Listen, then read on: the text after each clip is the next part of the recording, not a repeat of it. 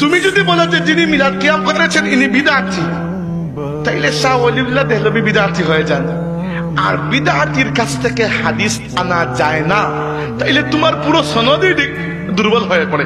তুমি তোমার নিজের সনদ দুর্বল হয়ে পড়েছে, বুঝতে পেরেছেন? এটা আমি বলি নাই, এটা শাইখুল হাদিস আল্লামা হাবিবুর রহমান রাহমাতুল্লাহি আলাইহি মুহাদ্দিস সাহেব হুজুর বলেছেন যে আপনি যদি আপনার মিলাদ কিয়াম করতে ইচ্ছা করে না, নো প্রবলেম, করবেন না, কে আপনাকে জোর করতেছে? কিন্তু যে করে তাকে সে বিদআতি যদি বলে দেন, তাহলে সমস্যা ওই জায়গায় হয়। মিলাদুন নবী নিয়ে ওয়াজ করতে যাচ্ছি না, আমার অসংখ্য অগণিত ওয়াজ করেছি আমি গত মিলাদুন নবী মাহফিলে, অন্তত 30-35টা মাহফিলে যে পর্যন্ত বুঝিয়েছি, এরপরে আর বুঝানোর কিছু আছে বলে আমার মনে হয় না।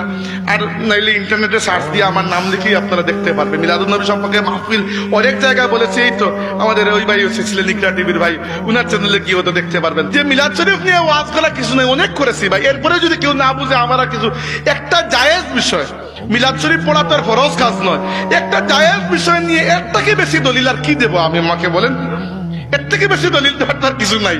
যদি মনে হতো ফরজ বিষয়, তাইলে মনে বোঝা যাইতো যে একটা কিতাব লেখা। এটা তো আমরা তো কখনো বলি নাই যে ফরজ করতেই হবে। এটা জায়েজ মুস্তাহাব বিষয়, করলে করলে, না করলে নাই। কিন্তু কেউ করা মাত্রই যদি আপনি বলেন সে বিদআত করেছে, সমস্যা হচ্ছে আপনি উলামায়ে দেওবন্দ যারা, আমাদের কওমি উলামায়ে কেরামের মূল শেকড় কোন জায়গায়? দেওবন্দ মাদ্রাসায়। দেওবন্দ মাদ্রাসার প্রতিষ্ঠাতা যারা মৌলানা কাসিম ননতবী রহমতুল্লাহি আলাইহি বা অন্যান্য শেখুল হিন্দ মৌলানা মাহমুদ হাসান দেওবন্দি সহ এই সকল উলামায়ে কেরামের মুর্শিদে আজম যিনি, উনি ছিলেন হাজী ইমদাদুল্লাহ মুহাজির মক্কি আলাইহির রাহমা। তিনি নিজে মিলাদ শরীফ পড়তেন এবং তিনি বলেছেন যে আমি মিলাদ শরীফে অংশগ্রহণ করি এবং দিলে বড় আনন্দ লাভ করি মিলাদ পাঠ করে।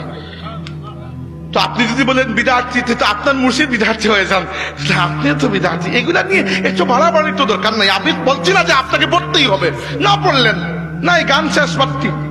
আপনি যদি বলেন কেউ মিলাদ পাঠ করলেই বিদআতি, তাহলে আপনি শাহ ওলিউল্লাহ দেহলভী রহমতুল্লাহ আলাইহিকে বিদআতি বলে দিচ্ছেন।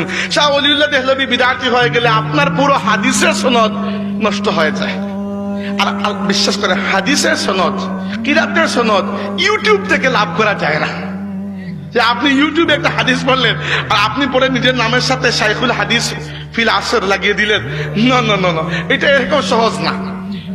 একজন একবার ইউটিউব থেকে কিরাত শিখেছে, সে জানে না এটা যে কিরাতের বিভিন্ন রিওয়ায়াত রয়েছে। 7টা বা 10টা কিরাতে কুরআন শরীফ তিলাওয়াত করা যায়, প্রত্যেকটা সনদ গিয়ে আল্লাহর নবী পর্যন্ত পৌঁছেছে, এটা ঠিক।